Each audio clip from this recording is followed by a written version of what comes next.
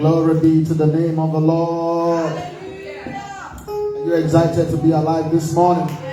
Come on, give the Lord a clap offering this morning. Hallelujah. Can we just lift our hands and worship His name? Faithful God, the mighty one. Come on, worship Him. Worship Him this morning. He's been good to us. It's the last Sunday again in the month of November.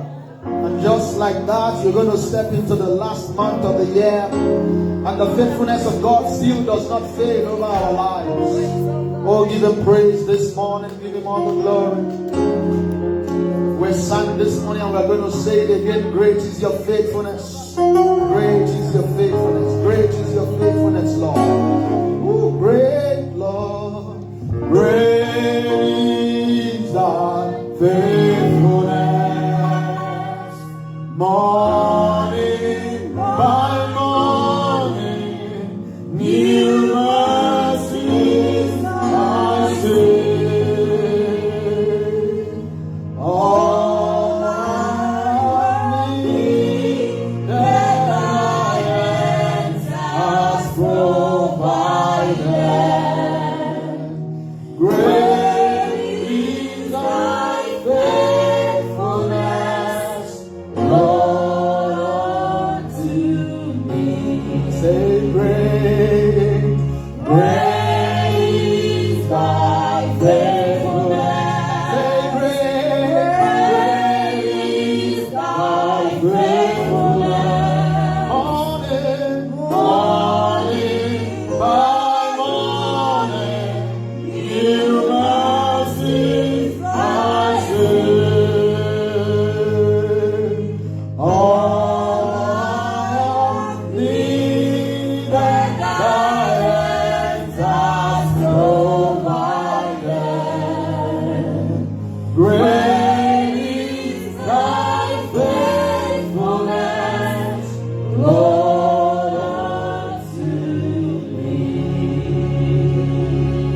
Great is thy faithfulness, Lord, unto me.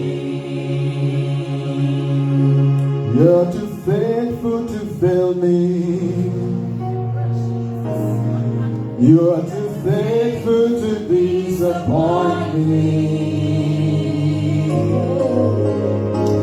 You've proven yourself in my life, and I've come to realize you're too faithful to fail me. You're too faithful to fail me, Lord. You're too faithful to fail me.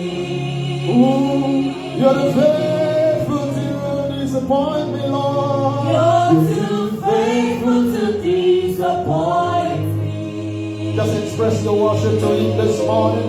He's proven Himself time and again. Proven yourself in my life, and I've come to realize you're too faithful to fail me. Hey, can you say it one more time? You're too faithful to fail me.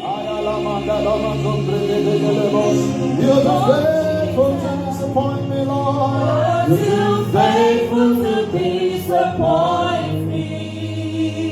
You've proven yourself time and again.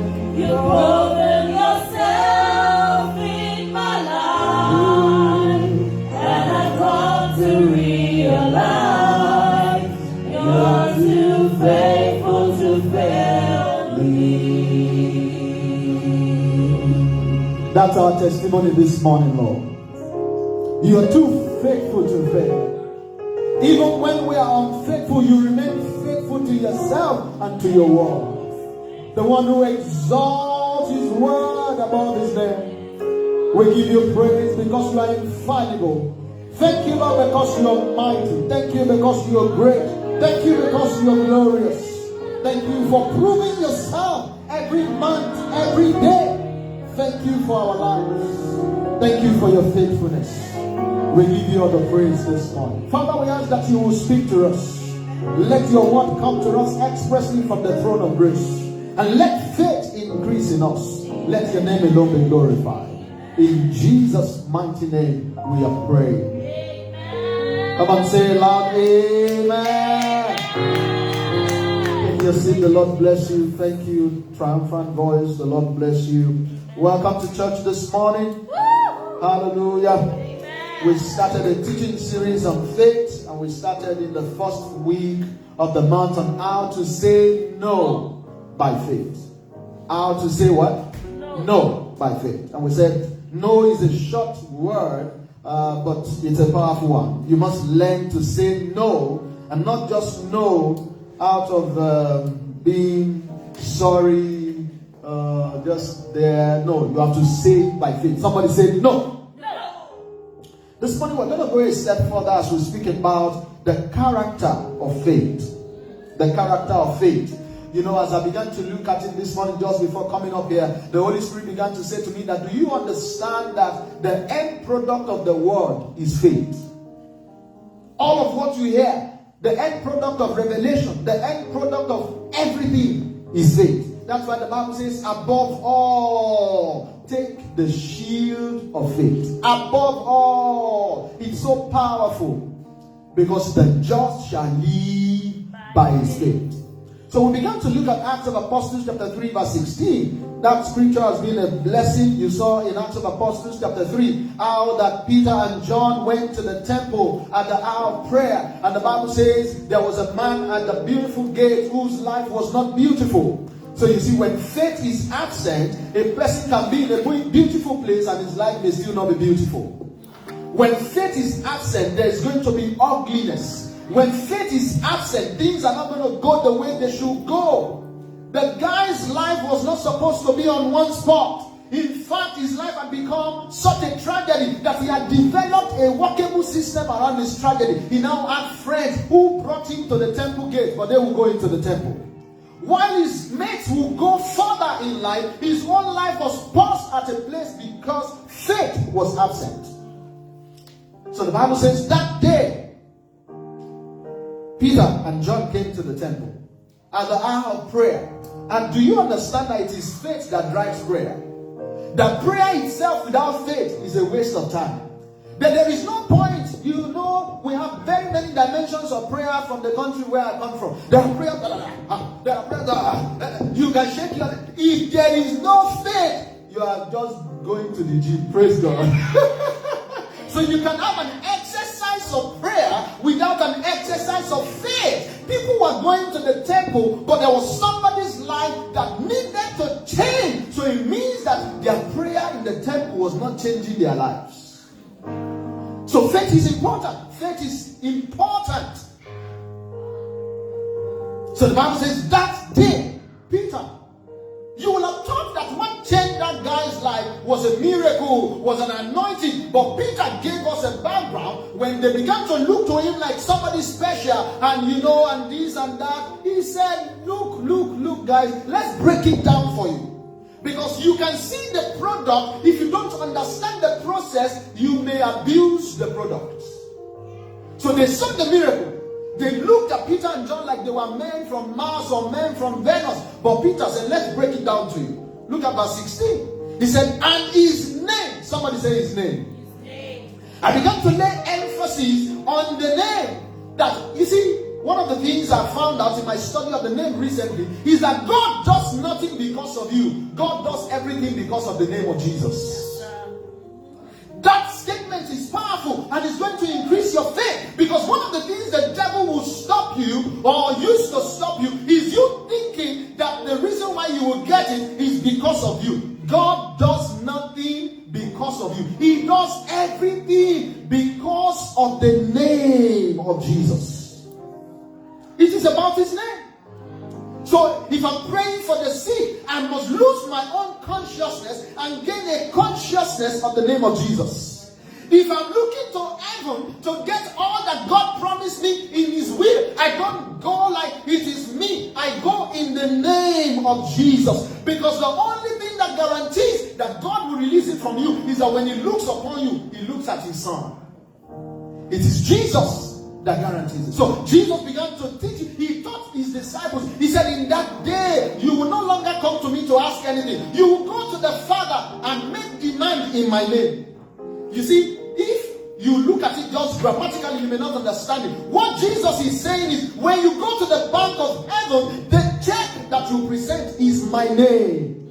The legal tender that brings anything out of the bank of heaven is the name of Jesus. So if you are mistaken and you go in your anointing, if you are mistaken and you go in your works, you say, oh God, you see, I've been to church every Sunday in 2021. I mean, in fact, even in 2020, when there was lockdown, we kept on coming to your house. Can you give me something there? The angels will say, put down your hand. You are not ready yet. You don't understand the protocols of heaven. Nothing comes out of heaven without the name of Jesus. Demons don't bow because you have a baritone voice. No, they don't care about the tone of your voice. If it's sonorous or baritone, who gives a damn about your voice? They don't come because of your stature. They come because of his name. Somebody shout his name. Jesus. It's all about him. You must understand that the reason why he came and suffered, if you look at Isaiah chapter 53, he began to explain to us all that was done to Jesus. He said he was a man without comeliness. We looked upon him, he was ugly because they beat him. The chastisement of our peace, the stripes for our healing, all of that was the concurrent for the power in his name. So when you shout the name of Jesus, God remembers all of the sacrifice that Jesus made for you. It's about his name. He remembers all of the sacrifice. So when you overcame death, the Bible says, having endured all of that shame and despised all of that pain, the Bible says, God, even God, has highly exalted him.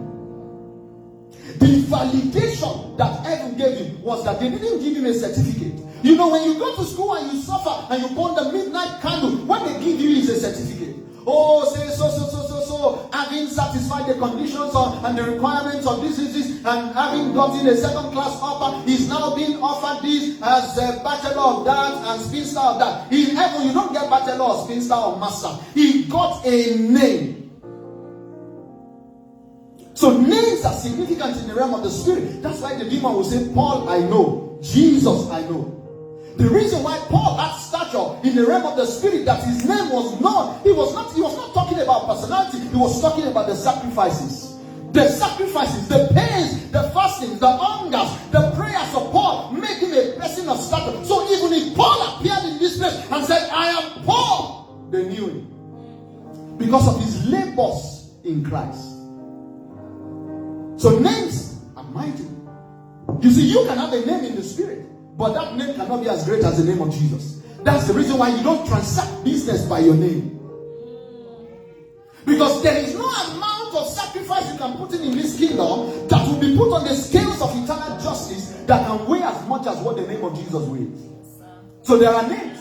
Principalities have names. The guy that was in the demon, and Jesus asked him, what is your name? He said, I am Legion. There are names. Demons have names. Principalities have names. Even the devil has a name. So, but the name of Jesus is exalted above every other name. Do you understand that there is nothing on earth that does not have a name? Do you understand that? Even if they can't find a name for it, they will find a name out of no name. You know, like in our country, when you don't have a chieftaincy title, they will now call you Chief Oyeta. Oyeta means there is no title. But even when there is no title, they now give you a title that there is no title. Glory to God. Because everything must have a name. In heaven, everything is named. On earth, everything is named. Beneath the earth, everything is named. Now, the scope of the jurisdiction of Jesus' name, according to the Bible in Philippians, he said, above things in earth, in heaven, and underneath the earth, the jurisdiction of his name is powerful. The bandwidth of his Wi-Fi is superb. So even if a challenge came from heavens, you can put the name of Jesus to it. If a condition came from earth, for as long as it had a name, you could put the name of Jesus to it. If anything came from underneath the earth, the name of Jesus is sufficient to cover the challenge. Somebody shout Jesus. Jesus! Oh, you're not saying it like you're getting the revelation. Yes, shout Jesus! Said, and his name. So it's about his name. Now he went a step further and said, through faith in his name. Because you can know his name, but what releases the power in his name is faith in his name. He said, through faith in his name. So my faith must be released in his name. He said, it is his name. Through faith in his name that has made this man strong. This man that is about 40 years and was born in a condition that it wasn't that he got lame after he was born. He came out from his mother's womb like that. He had a condition that went to the very root of the matter. But you see, it doesn't matter how bad the condition is. The name of Jesus can fix it. Yes, it doesn't matter what the situation looks like. The name of Jesus can fix it. That name went into the tomb of Lazarus, and the man had been dead for 4 days. He called him and said, Lazarus, come forth. And the dead man came forth. Up to today, stuff like that are still happening. Men are calling back the dead to life in the name of Jesus. It's as powerful as it was in the days of the apostles. Still powerful today when people release their faith. So the problem is that people have an issue with faith. The problem is not the name, the problem is the faith. So I want us to briefly look at the character of faith. Number one, faith is abnormal. Somebody say faith is abnormal. Yeah, because you would think that faith is one of those principles, you know. No, faith is not normal. Faith is abnormal. Faith is a mystery. 1 Timothy chapter 3 verse 9. Write that down. He said, holding the mystery of faith. You see, this kingdom runs on mysteries. One of the mysteries of our kingdom is the mystery of faith. And you see, the good thing is that the Bible says to you it has been given to understand the mysteries of the kingdom. So you must understand the mystery of faith. The key to your victory in life is understanding the mystery of faith. Because this is the victory that overcomes the world, even our faith. He didn't say their faith, he said our faith. So you are called a member of the body of faith because you are contributing faith. There must be faith inside you, faith inside our faith. Everyone lives by faith. He said, holding the mystery of faith. Faith is abnormal, it's a mystery. Hebrews 11 verse 1. For you to understand the abnormalness of faith, he said faith is a substance of things hoped for. Things that are not seen, faith brings them into evidentiary nature. The thing is not seen, but you have a substance of it. So if I begin to tell you right now that I see $1 million in my account, he's not there, but faith can give substance to it. It's abnormal because when you add my account details and you check my balance and you see $1,000 or $2,000 or $3,000 there, and I'm talking to you about 1 million, you're like, that guy is not normal. When others are saying they're casting down and you're in the same economic situation and you are saying they're lifting up, people will say something is wrong with you. Because you are not saying the reality. Faith is abnormal. The reason why he brings forth results of his own kind, supernatural, wonderful result, is because he doesn't operate by normal principles. The normal principle speaks of the things they see. Faith speaks of the things that are not seen. Yes, sir. For by faith we understand that the world was made out of something that exists, was made out of what does not exist. God came into the midst of darkness in Genesis chapter 1, and then he just said, light come. He didn't say darkness, you are doing well. He said light come. That's abnormal. To call light out of darkness is not normal. He didn't create a dam to generate electricity. He called it for. It's abnormal. It's a mystery. He called those things that be not as though they were. That's the nature of faith. It's abnormal. Faith sees a problem and faith is saying it is well, everything is fine. And he's saying it confidently, with an assurance. I don't have the time to teach you the alphabets of faith. One of it, alphabet A, is called assurance. Assurance is not a car that somebody bought for his girlfriend. Assurance is a knowing in your heart that God is too faithful to fail. Yes, sir. So when he spoke, he believed and he saw it. Light be, and light came forth. So faith is abnormal. And that's why you cannot be a normal person. Because you have the mind of Christ. Have you seen the talkings of Jesus? They came to Jesus to say to him that Lazarus was dead. In the conversations of Jesus to his disciples, he said, our friend Lazarus is asleep. That's an abnormal man who does not call situation by what it is. He takes a level of madness, a level of craziness. Faith supplies those ingredients. That you don't talk, they are talk. You don't fear, they are fear. You are talking from a higher pedestal. So Jesus will see a dead man and you say he will come alive. What are you talking about? This guy didn't die 2 hours ago. He died 4 days ago. He said, didn't I say to you that if you believe, you will see the goodness of the Lord. Come on now. That's an abnormal man talking. What normal people do when a man dies is that they begin to cry. As if the crying will change anything. But he came there. He was the one that met a man that was buried. Was dead and being carried in a casket, and said to those bearing his casket, say, wait. Say, God, come. What are you talking about? This guy is dead, prepared for burial. Faith says, you stop. We stop that procession. We command him to come out. You remember the Bible says that the daughter of Jairus was dead. He got to the place and the people were already weeping. And when Jesus told them that the lady is sleeping, the Bible says they began to laugh.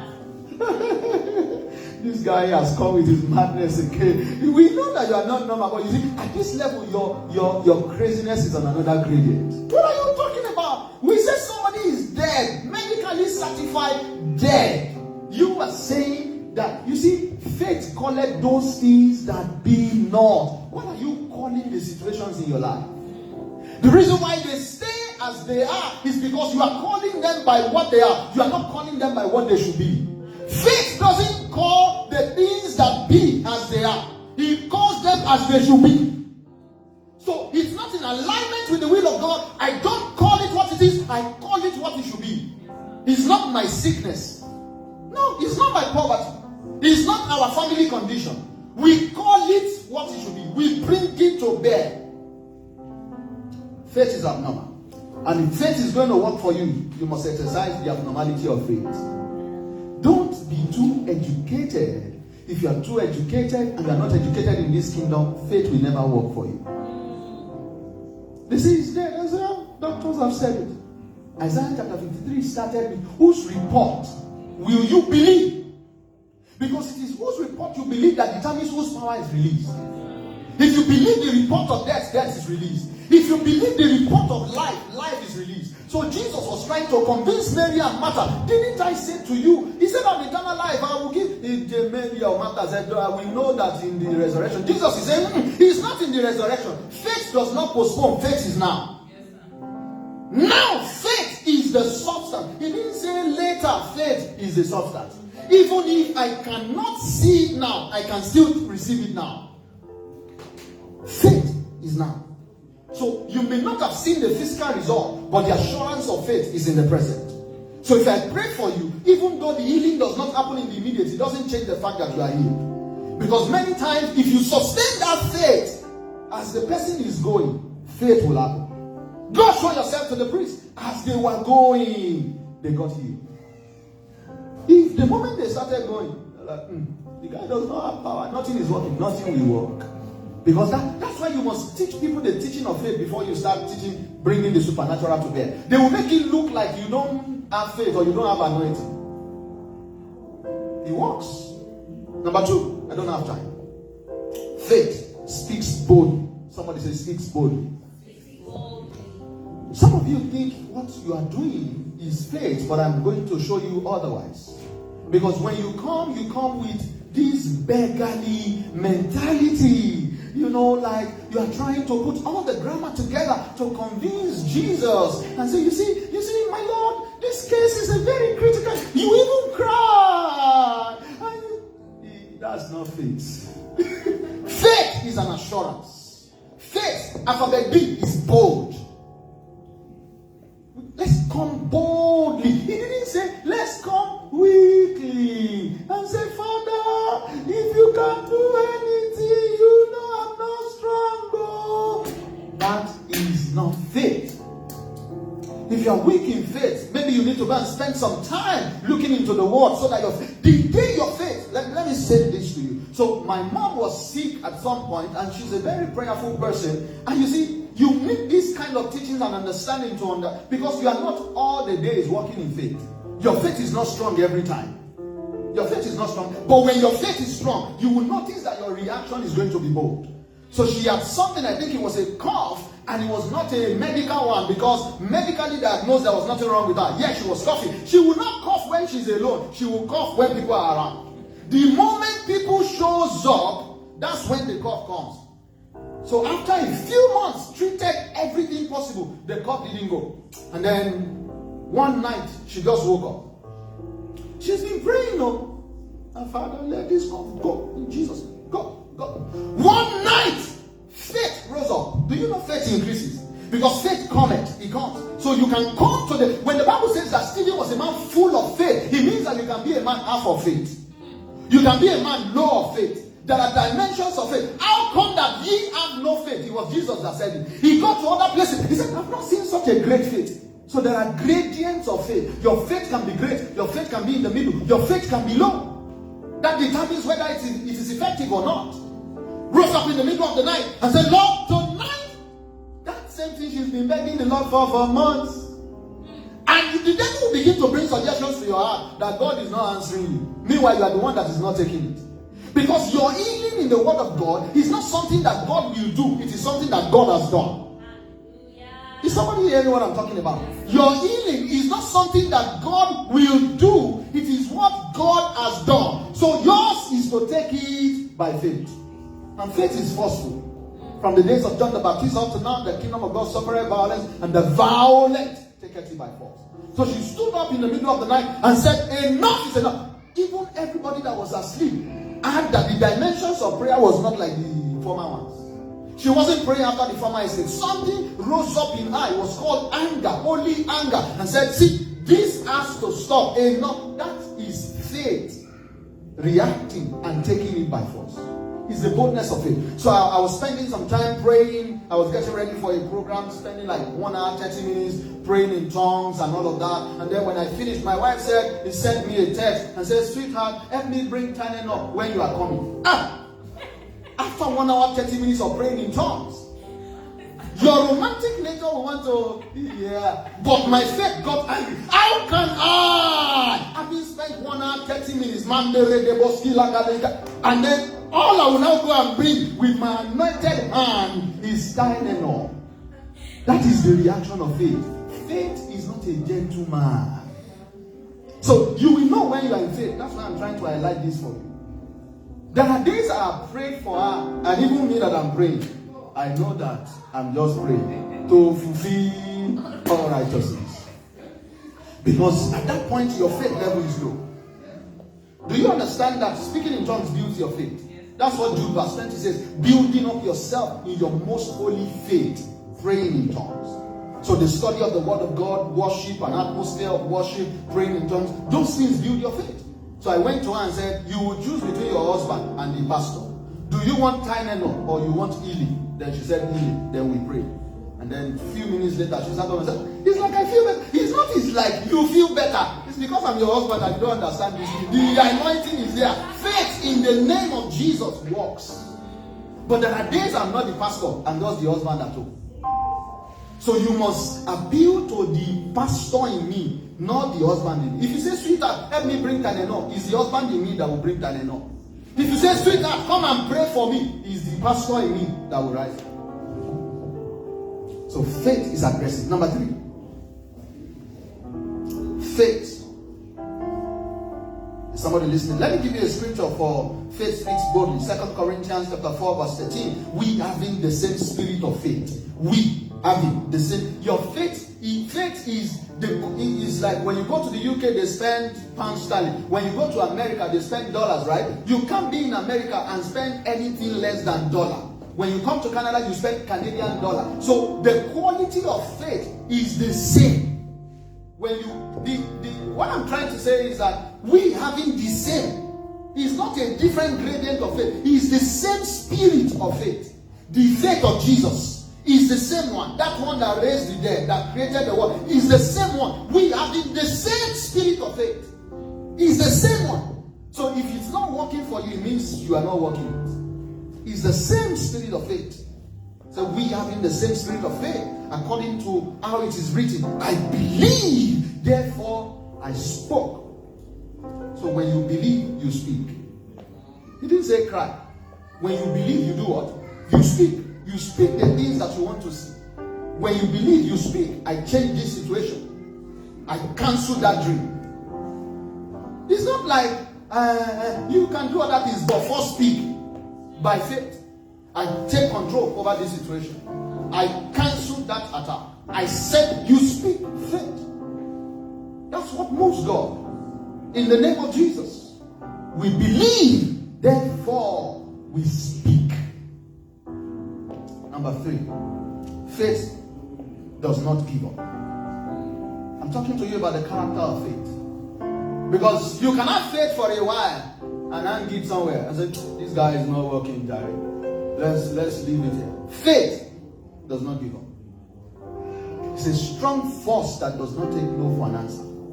Particularly when he sees that this thing that he's standing on is the will of God. Because the only other thing that is more powerful than your faith is the will of God. Am I teaching good this morning?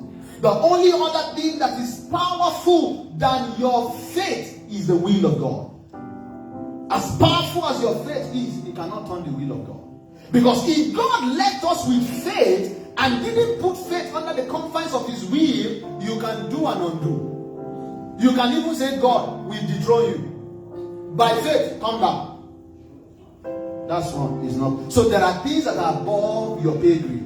Is the will of God. You know, Jesus was full of faith. He came to the Garden of Gethsemane and said, if it is possible. The guy was touched.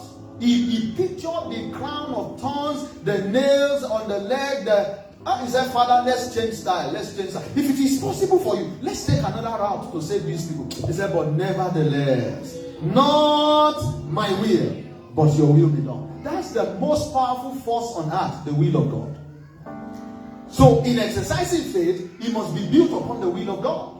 It is the will of God for you to be healed. It is the will of God for you to prosper. It is the will of God for you to do good in life. So you can exercise faith on the will. The day you begin to exercise faith against the will, even faith will run away from you.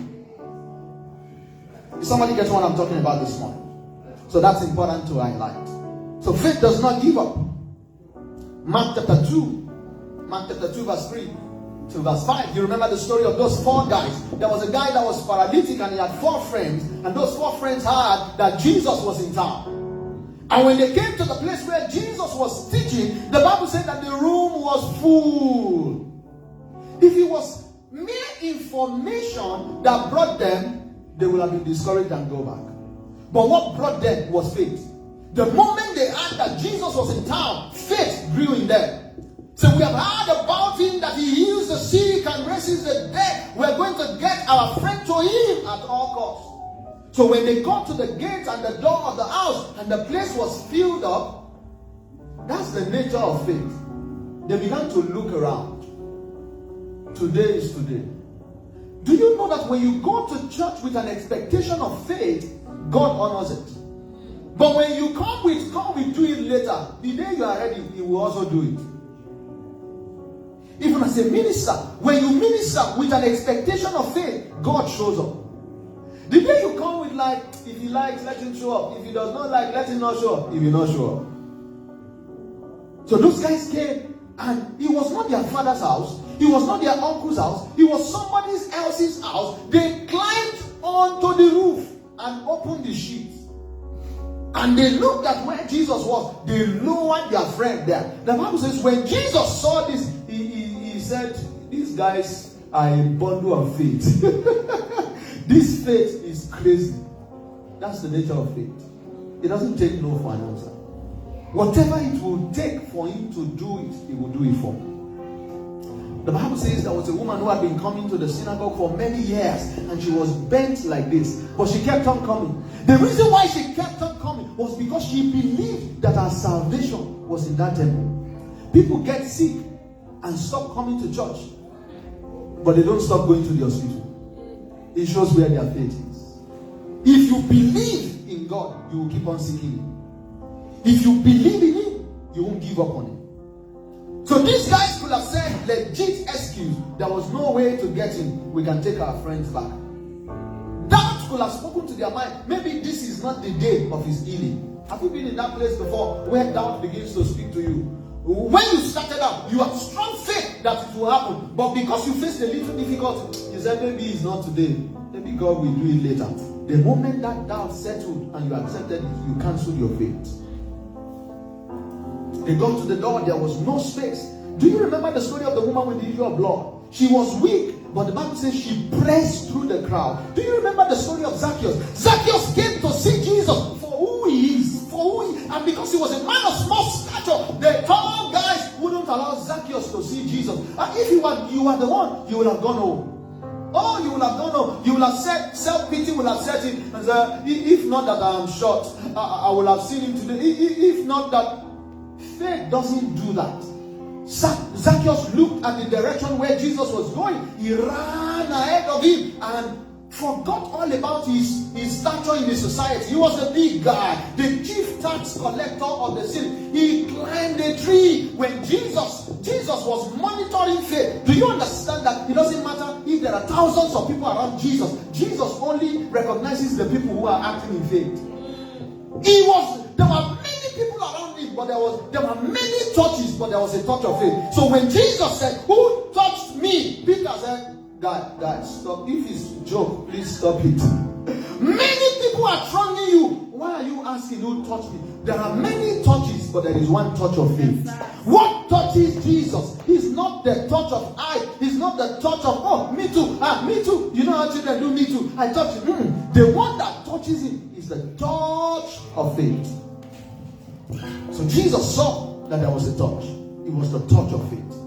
When he got to the tree that Zacchaeus climbed, he said, "Zacchaeus, come, for today salvation is coming to your house." Every time there is faith, salvation will come to you. Every time Jesus sees faith, he responds with salvation. If you cry in faith, you will get salvation. If you call upon him with faith, he will answer you. Say, "Come today, not tomorrow," because faith is in the now. Faith is in the now. So because of that, Jesus said, there were many people going with him. Maybe there were many people who had come to say, "Jesus, come to our house." The man of faith was the one that Jesus went to his house. The man of faith said, "Today salvation is come into your house." Number 4, faith gives God glory irrespective of the situation. Faith gives God glory. Romans chapter 4 verse 20. He staggered not at the promise of God through unbelief, but was strong in faith. Somebody say strong in faith. He was strong in faith, giving glory to God. He was strong in faith. If you see a man in the midst of crisis and he's singing thanksgiving song, that's a man of faith. That's a man that has the capacity to confuse the devil, because the devil cannot understand that you're in the midst of a crisis, yet you are singing. He expects that you should be crying, but a man of faith is saying, "Father, we give you praise.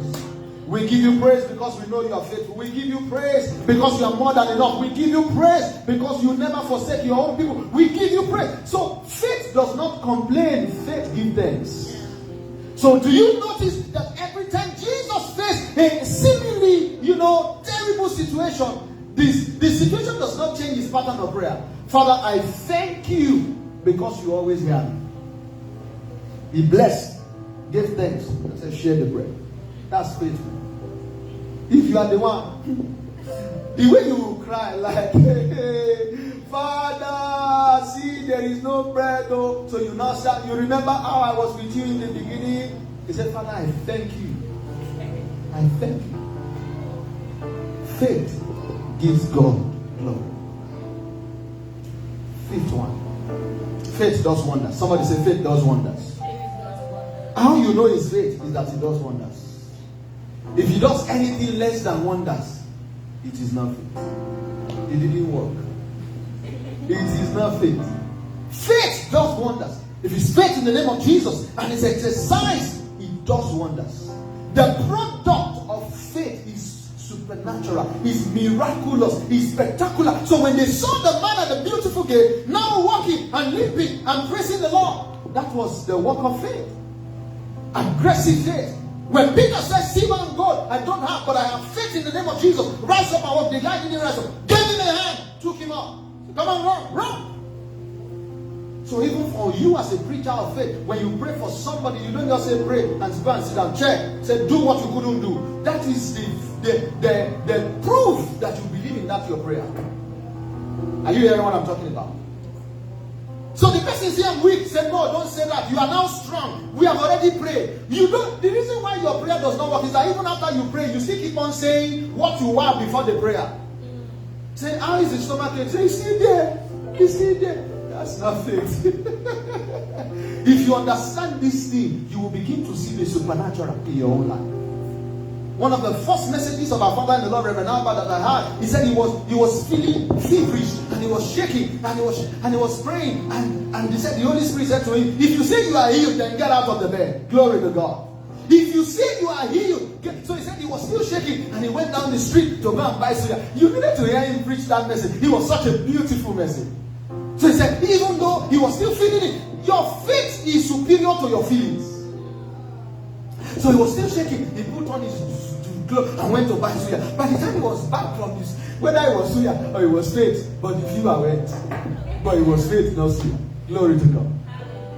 Mark chapter 16, verse 15. I wrap up with that. Mark chapter 16, verse 15. And this was Jesus speaking to the disciples. He said unto them, go ye into all the world and preach the gospel to every creature. Verse 16. He that believeth and is baptized shall be saved, but he that believeth not shall be damned. Look at verse 17. And these signs shall follow them that believe. Not the pastors, not the apostles, not the prophets. These signs shall follow them that believe. In my name they will cast out devils. The first thing that faith does in the name of Jesus is that it gives you authority over devils. If you hear devil in your mind, you are like, there are even preachers who are like, you see, I don't deal with the devil, I just let him do his stuff and I do my stuff. That's not a correct preacher. A true preacher deals with the devil. You can say, devil, you know I'm not your enemy. So say, a true preacher is a gay devil. He dares the devil. He knocks the devil's head. Have you heard my father in the Lord say God punished the devil and his mother-in-law? That is how faith talks. He gave them authority to cast out demons. So if you see a sickness that is recurring, that is no longer a medical condition, that is a demonic condition. You tell that devil to get out and go back to hell. Have you seen War Room? Did you see how that lady prayed the day she was telling the devil to get out of her house? That's how faith prays. It's not like, Father, come and tell the devil to go out of my house. God, stop doing all of those things. God to devil. No, they are not on the same level. It is sons who cast out devils, not God. God has done all of those. He's finished the work in Jesus. So when you had Jesus saying it is finished, that was what he was talking about. He now said, I give unto you power. You. And if you see the devil anywhere, you can say to him, I challenge you in the name of Jesus. Get out. He will go. When he sees faith in the name of Jesus, the name already conquered Satan. Are you getting what I'm talking about? So it's not like we are trying to see whether he will walk. He always walks. Stand up to your feet. Can you come and just worship? Let's do a little manifestation of the Spirit this morning. A little demonstration of power. Just worship. Just worship his name. That name that is powerful. That name that is great. That name that is glorious. Just worship his name this morning. Lift up your hands to him and give him praise, give him worship. I don't have all the time, but these signs that follow them that believe. In my name, they will cast out devils. They will speak with new tongues. He said if they take up serpents, and if they drink any deadly thing, even if the vaccine is deadly, it will not harm them. Those who have faith, it will not harm them. It shall not hurt them. He said they will lay hands on the sick, and the sick shall recover. Jesus said to the disciples, he didn't say beg me to heal them. He said heal the sick. Worship him this morning. Every other thing bows to the name of Jesus. Oh, Rabakaboske Lande Regedebush. Zakapalande Reboko Balande Regedebush. Oh, Ratamo, we exalt your name in this house this morning. We exalt your name. We exalt your name. We exalt your name. We exalt your name, Jesus. We exalt your name in this house. Every other name fades away. Sickness fades away. Every challenge in your life fades away right now.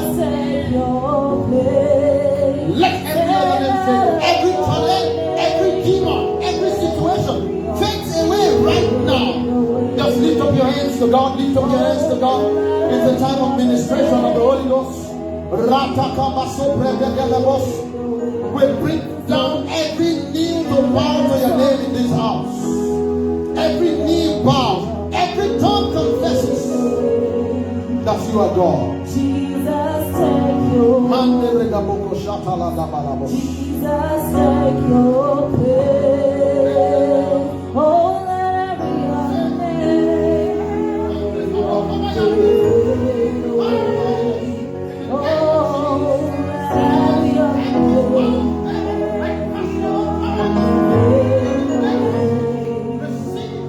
till there's only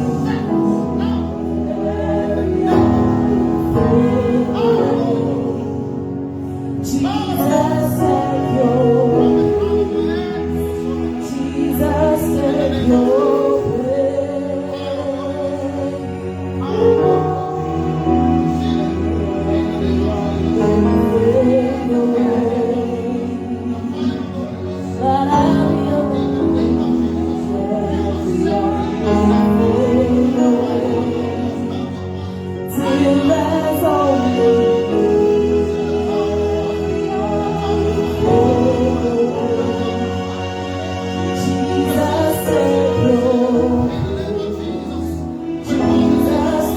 your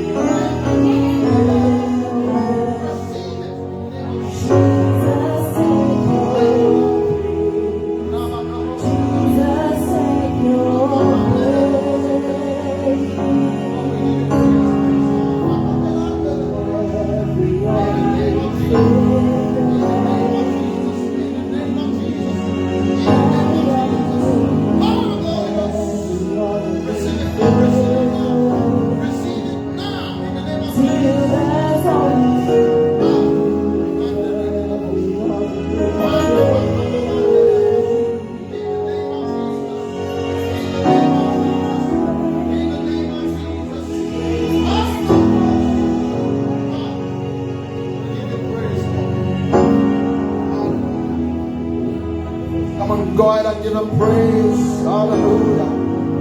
Woo, glory, glory, glory, glory, glory.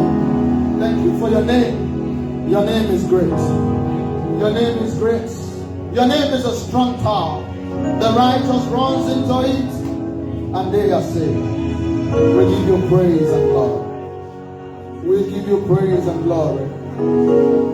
Your name is great. Thank you, Father. In Jesus' mighty name we are praying. Come on, shout Jesus. Hallelujah. One of these days I'll teach you on how to use the name of Jesus out there. He works. In fact, do you know that Jesus likes to show off his name? The reason why you are afraid to put his name to use is because you are thinking it's about you. It's not about you. The check of Jesus cannot bounce. If it is Jesus' check you present, heaven cannot bounce it. So when you see a believer who goes out there and sees somebody who has a challenge, you say, can I pray with you in the name of Jesus? Jesus is happy in heaven. Say, yeah, that's my God. Let's show up the name of Jesus. The reason why you are afraid is you think it's me. And the devil will say to you, what if he does?